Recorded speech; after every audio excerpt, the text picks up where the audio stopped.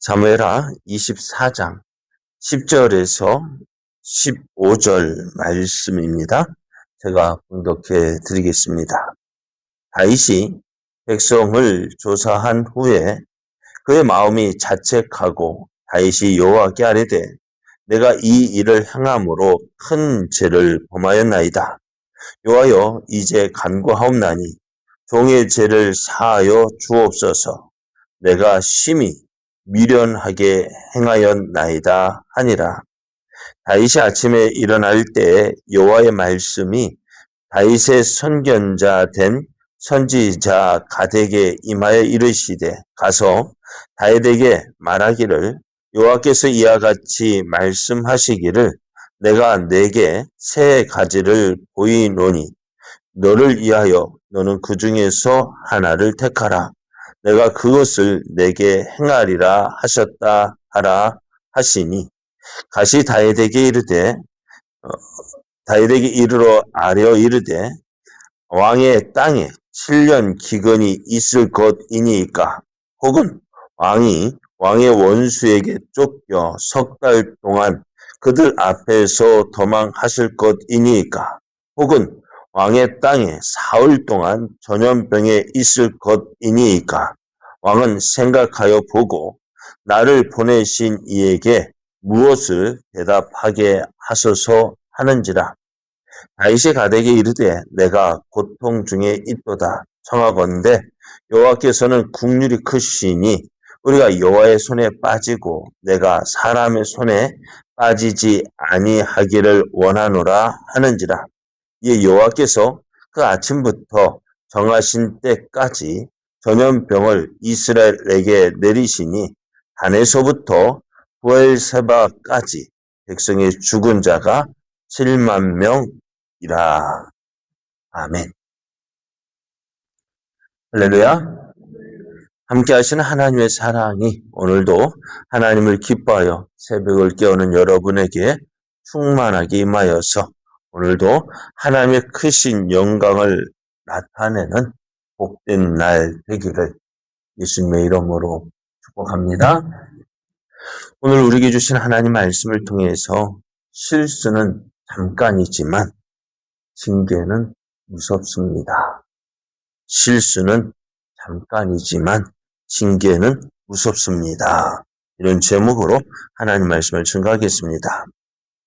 다윗은 하나님께서 약속하신 말씀대로 이스라엘 왕이 되었습니다. 뿐만 아니라 하나님은 다윗을 모든 원수의 손과 사울의 손에서 구원하셨는데요. 그러다 보니 이제 다윗의 이스라엘은 점점 강성해져 갔고 주변의 나라는 이스라엘의 조공을 바치게 되었습니다.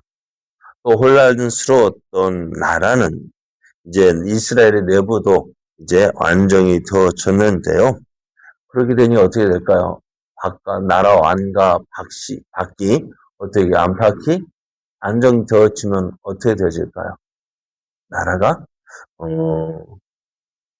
부강해지고 힘도 있고 있다 보니 어떻게 되어질까요? 참 이스라엘의 역사를 보면은요, 사사기서를 보면 나라가 안정이 되어지면은 사람의 마음이 어떻게 해요? 예? 자, 그 은혜를 주신 하나님을 기억하고 우리가 이 은혜를 주신 하나님을 더 잘 섬겨야지 할 텐데 이상하죠? 지금 감기 환자가 참 지금 많이 생기고 있어요. 왜 그럴까요? 겨울에는 참 긴장해요. 감기 걸리지 않도록 참 긴장하고 조심하고. 그런데 이제 날씨가 따뜻해지니까 그 긴장이 풀리죠.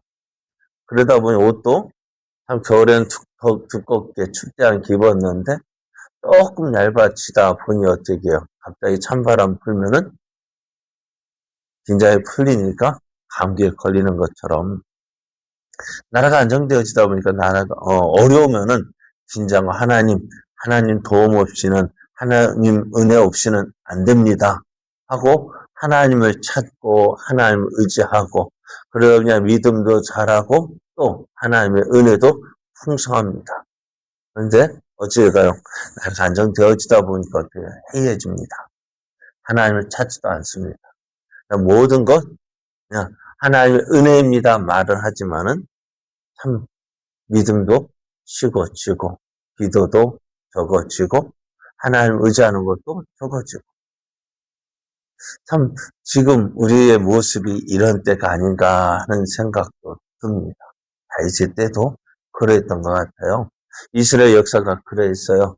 힘들면 하나님을 찾았고 또 하나님의 은혜로 도와지면은 하나님을 잊어버리고 지금 이스라엘은 그런 모습이었던 것 같아요.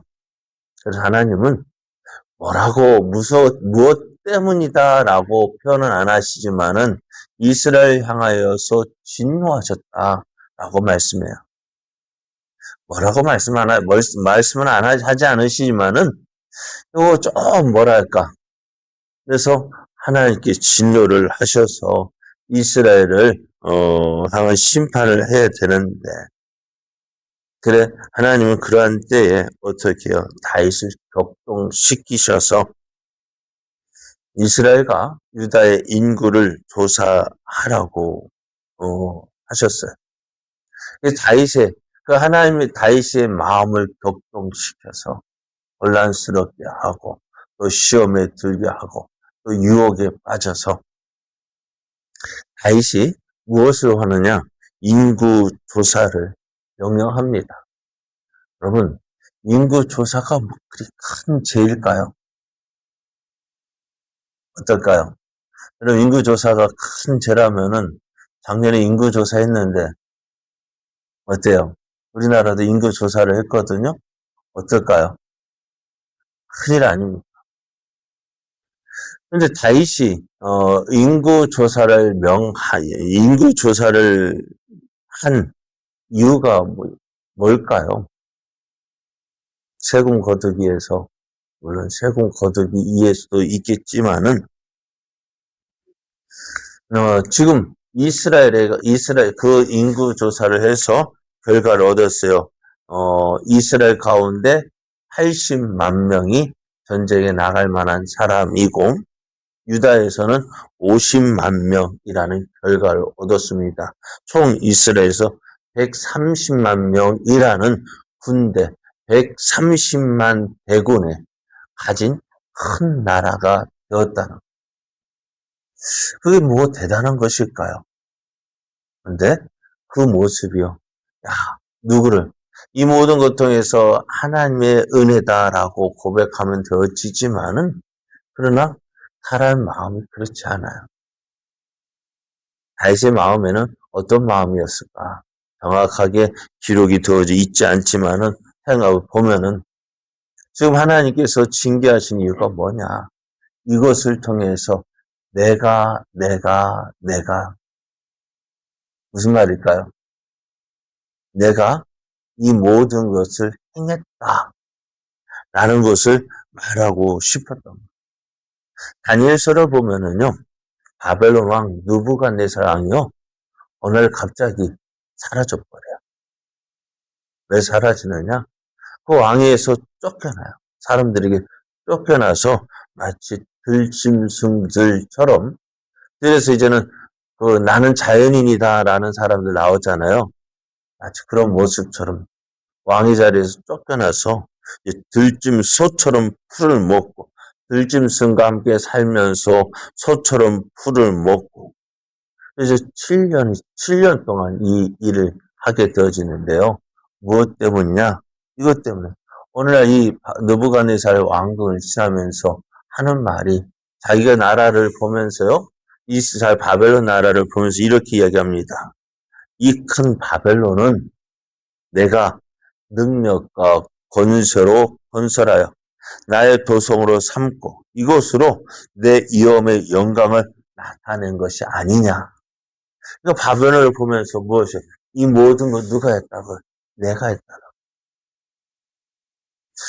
참 물론 바벨론의 느부갓네살 왕이 주변의 나라를 많이 정복하고 또 공격에 정복하고 큰 부흥을 얻었던 것은 사실이지만 그러나 그 모든 것은 누가 하나님께서 그를 세워 사용하셨기 때문인데, 다른 마음이요? 그렇지 않아요. 뭔가 되어지면은 내가, 내가, 내가. 하나님의 은혜가 아니라 내가 했다는 것을 보여주고 싶었던 이것이 교만한 마음이고요. 하나님 이 교만을 싫어하시고 미워하시는 거예요. 그래서 오늘 다윗이 인구조사가 뭐 그리 큰 죄인가? 하지만 하나님께서 우리의 마음속 깊은 것까지도 살피시는 하나님이십니다. 그래서 이스라엘 백성들이 하나님 평안을 누리니 그 하나님을 잊어버리고 또 다윗 역시도 하나님의 은혜로 되어졌음임을 고백하면서도 한편으로는 내가라는 생각을 가지고 있었는지도 모릅니다. 그래서 이제 다윗이요, 요압과 군 사령관들에게 이 인구 조사를 재촉하다 보니 어떻게 해요? 요압도 이것이 결국 하나님 기뻐하시는 것이 아닙니다라고 얘기하지만 다윗이 재촉해서 인구 조사를 9개월 20일 동안 약 10개월 동안 이 인구 조사를 했어요. 근데 인구 조사를 하는 동안 다시 생각해 보니까 어떨까요? 자신이 인구 조사를 행한 명령한 것에 대해 그 생각을 하다 보니 어떻게 해요? 다윗은 하나님의 뜻에 민감한 사람이었습니다. 자신이 인구 조사를 명령한 이유가 무엇인지 9개월 20일 동안 인구 조사를 하는 것을 보고 내가 왜 인구 조사를 했을까? 그래서 어떻게 해요? 그것에 대해서 크게 자책을 합니다. 오늘 10절 말씀에 보면 이렇습니다. 이렇게 말합니다. 다윗이 백성을 조사한 후에 그의 마음에 자책하고 다윗이 여호와께 아뢰되 내가 이 일을 행함으로 큰 죄를 범하였나이다. 여호와여 이제 간과없나니 종의 죄를 사하여 주옵소서. 내가 심히 미련하게 행하였나이다. 라고 회개를 합니다. 이게 뭐 앞에서 말씀 인구 조사하는 게 뭐 그리 큰 죄입니까? 그러나 무슨 마음으로 했는지 하나님 다윗의 마음이 하나님 앞에서 하나님 내가 잘못했습니다 깨달을 정도라면은 어떻다는 거예요? 그 다윗이 왜 이 일을 행했는지 짐작해 볼 수가 있어요. 내 힘으로. 하나님의 은혜가 아니라 내 힘으로 되었었음을 이야기하고 싶었던가요? 또 이스라엘 백성들도 어떻게 해요? 하나님 없이도 되겠다. 그런 마음을 가졌는지도 모릅니다. 그러나 오늘 다윗은 그 자신의 잘못을 깨닫고 하나님 앞에 회개를 합니다. 하나님은 다윗의 회개를 들으셨어요. 그리고 이튿날 아침에 갓 선지자를 보내어서 이야기합니다. 야, 너가 잘못한 것에 대해서 다윗이 잘못한 것에 대해서 세 가지 중에 한 가지를 택하라고 얘기합니다. 7년 동안 기근을 당할 것인지 대적들에게 쫓겨서 석 달 동안 피해 다닐 것인지 아니면 3일 동안 전염병이 이스라엘에게 임하게 될 것인지 세 가지 중에서 한 가지를 택하라고 합니다. 다윗은 하나님의 긍휼하심에 맡깁니다. 14절을 보면은 내가 고통 중에 있도다 정하건대 여호와께서는 긍휼이 크시니 우리가 여호와의 손에 빠지고 내가 사람의 손에 빠지지 아니하기를 원하노라. 하나님께 맡깁니다. 하나님의 손에 자신과 이스라엘 백성을 맡기는데요. 그래서 다윗이 선택한 대로 3일 동안 이스라엘에 전염병이 창궐했습니다. 그래서 7만 명이 죽었습니다. 이렇게 큰 인명 피해를 입게 되어졌는데요. 하나님의 징계가 이렇게 무서울 것이라고 어느 누가 생각을 했을까요? 하지만 다윗은 한순간의 실수로 인구 조사를 명했고 또 그 한순간의 실수가 지나가지 않았다는 것이 문제입니다. 오늘 하나님의 징계는 무섭습니다. 우리가 잘못할 때 부모님의 매가 있다라는 거 알잖아. 예전에 꼭 혼나는 거 알면 어떻게 될까 조심하는데요. 아직 사람들 그래요. 연다다 보면은 이렇게 얘기해. 천국과 지옥이 있다면 아직 천국, 지옥 지금 살고 있는 것이 지옥인데 지옥 못 참겠느냐. 그러나 여러분 참을 수 있을까요?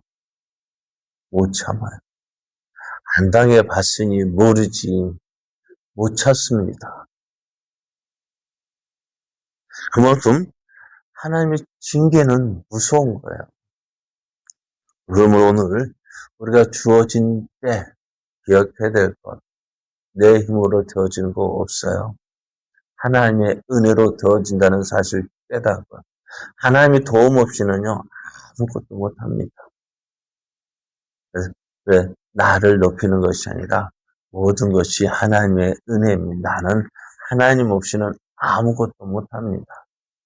겸손히 깨닫고 하나님 날마다 하나님의 은혜를 구하며 또 하나님과 함께하는 삶 살아가기를 원합니다. 그래서 우리가요 어떻게 하나님 은혜 안에 거하는 자 그리고 세상 사람처럼 큰 것 없지만 하나님 작은 것에 만족하고 또 그 작은 것조차도 하나님의 은혜로 되어짐을 깨닫고 항상 하나님과 함께하는 자 그래서 하나님의 도우시는 은혜를 날마다 누리는 저와 여러분 되어져서 하나님의 살아계심과 또 도우시는 은혜를 증거하는 증례 삶 되기를 예수님의 이름으로 축복합니다.